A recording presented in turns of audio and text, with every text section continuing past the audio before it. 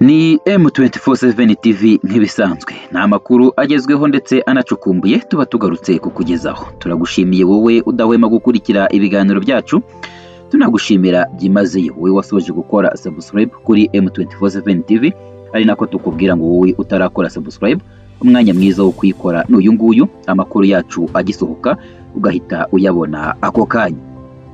Amakuru tugiye kukugezaho ni amakuru avugwa mu gihugu cya Tanzania, ndetse kuri ubu ngubu ibintu bikaba byafashe indi ntera nyuma y'uko ubucukumbuzi bwaje gukorwa n'igitangazamakuru cya CNN cyo muri Leta Zunze Ubumwe za Amerika, cyaje gutangaza ko muri Tanzania hashobora kuba harakozwe jenoside mu myigaragambyo yaje gukurikira amatora w'umukuru w'igihugu yasize Samia Suluhu Hassan atsinze aya matora ku kigero cya 97%, ndetse kuri ubu ngubu akaba ari watsindiye kongera kuyobora iki gihugu muri manda ye ya kabiri.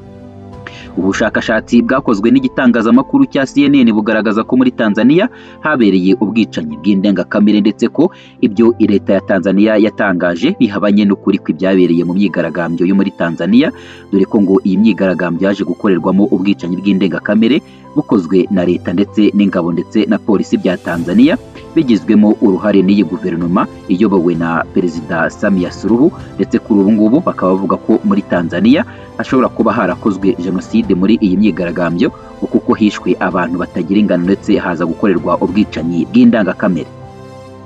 Icukumbura rya televiziyo ya CNN yo muri Leta Zunze Ubumwe za Amerika yakoreye mu gihugu cya Tanzania ryashyize ahagaragara ibimenyetso bikomeye byerekana ko polisi y'iki gihugu ndetse n'abandi bantu bitwaje intwaro barashe mu cyico abantu benshi bigaragambyaga nyuma y'amatora y'umukuru w'igihugu yabaye kuwa 29 Ukwakira 2025. Aya matora yabaye muri Tanzania mu kwezi gusije yaje gusiga Perezida Samia Suluhu Hassan uyobora Tanzania kuri ubu ngubu, ndetse ukaba yaratangiye kuyobora Tanzania mu mwaka wa 2021. Aya matora kandi yaje gusiga yongeye gutorerwa kuyobora iki gihugu ku majwi yo ku kigero cya 98%, ndetse kuri ubu ngubu akaba ari we wongeye gutsindira kuyobora iki gihugu.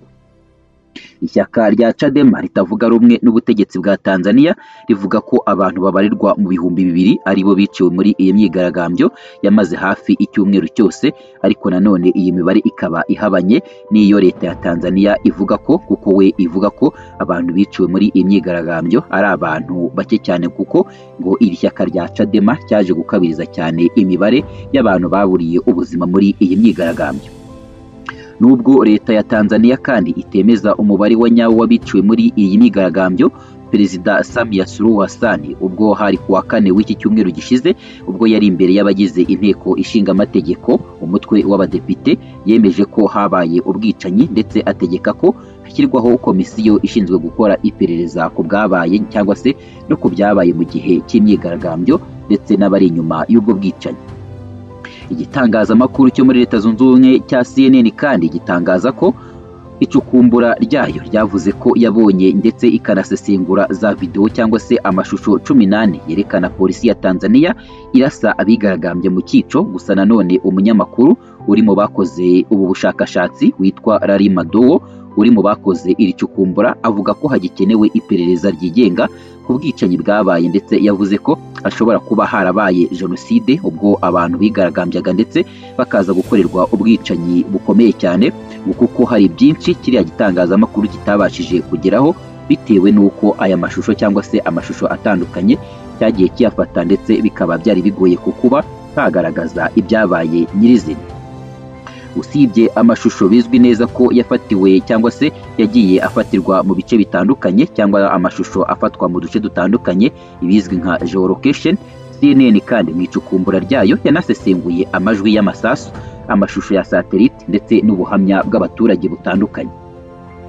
Amashusho menshi yagenzuwe na aya mashusho y'iriya televiziyo agaragaza polisi ya Tanzania ndetse n'abagabo bitwaje intwaro bafite imbunda barasa ku bantu bari mu myigaragambyo, barimo bamwe bari bafite amabuye cyangwa se inkoni, ariko nanone hakazamo n'abandi bagiye baraswa nta kintu na kimwe bafite mu ntoki zabo.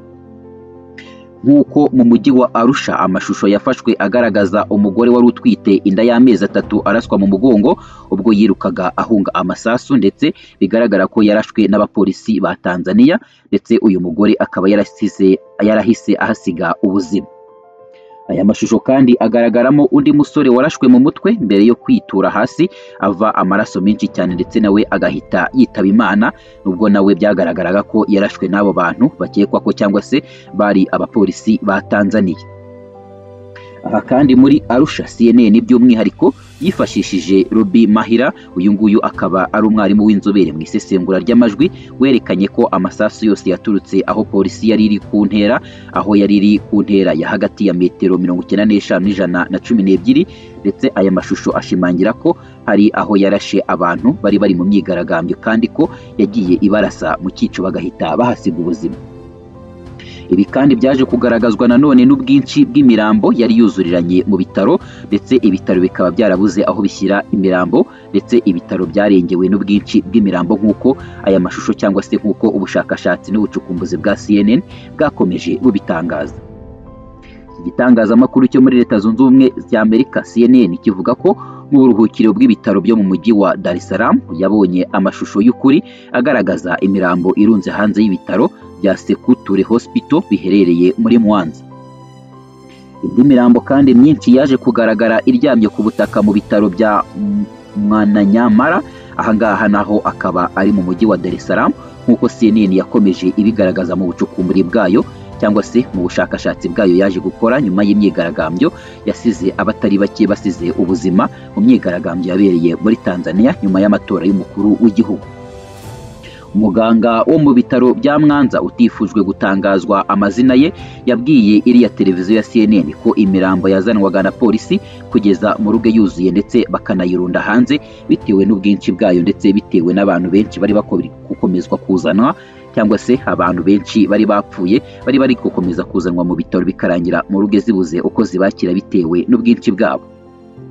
Uyu muganga kandi yakomeje yungamo ko imiryango y'abishwe yazaga ija gushakisha ababo bapfiriye muri iyo myigaragambyo, ndetse imiryango myinshi ikaza kubona ababo bapfuye, mu gihe kandi nanone hari abatarabashije kubona ababo bapfiriye muri iyo myigaragambyo, ndetse kugeza n'ubu ngubu bakaba hari abantu n'ubu ngubu batari bamenyerwa irengero ryabo bitewe n'uko bashobora kuba barapfiriye muri iyo myigaragambyo, ariko nanone ntibabashe kubarurwa bitewe n'uko imibare y'abapfuye ari myinshi cyane.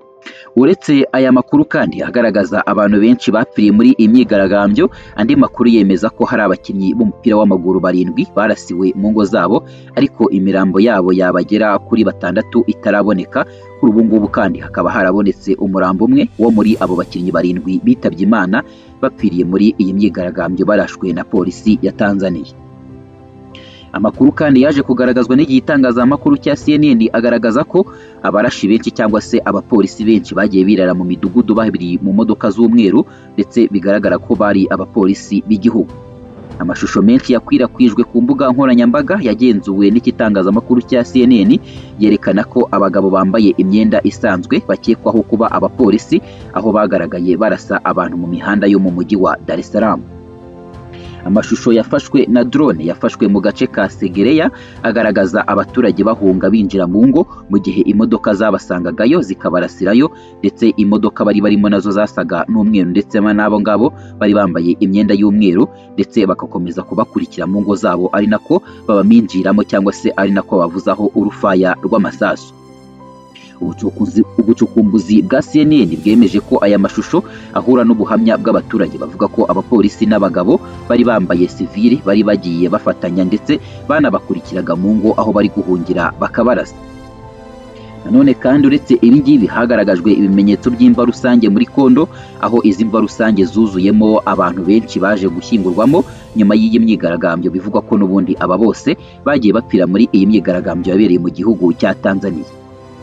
Iperereza kandi ryanarebye ku bivugwa n'ihuriro ry'amashyirahamwe aharanira uburenganzira bw'ikiremwamuntu, ndetse n'abaturage bavugaga ko hari imva rusange zagiye zishyingurwamo ibice cyangwa se zagiye zishyingurwamo abiciwe muri iriya myigaragambyo, kandi ko abaje gushyingurwa muri ayo marimbi rusange ari abantu benshi batagira ingano. Amashusho ya satellite yafashwe n'ibigo birimo Planet Labs, Vanto ndetse na Satellite 2 agaragaza ubutaka bushya bigaragara ko bwacukuwe hagati ya tariki 2 ndetse na tariki ya 5 Ugushyingo hafi y'imva zisanzwe mu irimbi rya Kondo riherereye mu majyaruguru y'umujyi wa Dar es Salaam. Amashusho cyangwa se video zafatiwe ku butaka zerekana umucanga mushya wacukuwe ndetse n'imizi y'ibiti isohotse ndetse n'ibitambaro bimeze nk'ibyari byaciwemo cyangwa se nk'ibyari byatwayemo imirambo y'abantu, bigaragara muri iri rimbi rishya bivugwa ko ryahambwemo abantu benshi biciwe muri iyi myigaragambyo. Abaturage babiri ndetse n'amashyirahamwe aharanira uburenganzira bw'ikiremwamuntu babwiye iki gitangazamakuru cya CNN ko hari imirambo y'abigaragambya bishwe ishobora kuba yarashyinguwe muri iri rimbi rishyashya ryaje guhangwa nyuma y'uko abantu benshi biciwe muri iyi myigaragambyo, hagacukurwa irimbi rishyashya ryo kugira ngo hahambwemo aba bantu bari bamaze gupfira muri iyi myigaragambyo.